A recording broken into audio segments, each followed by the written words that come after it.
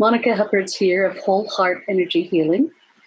And this is A Minute with Monika. Today's tip is from my free ebook called Simple Muscle Testing, which you can find at wholeheart8.coachesconsole.com. Hello and welcome.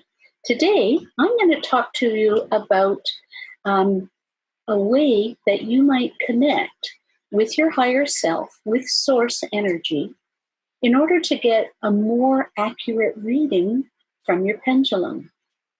Your pendulum is nothing magical. And what you need to know is that it is just an object.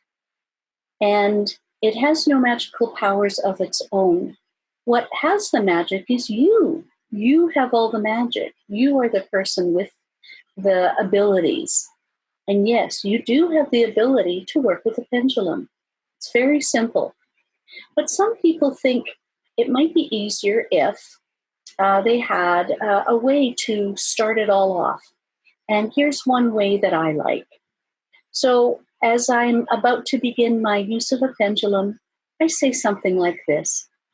I call upon the higher self to answer these questions.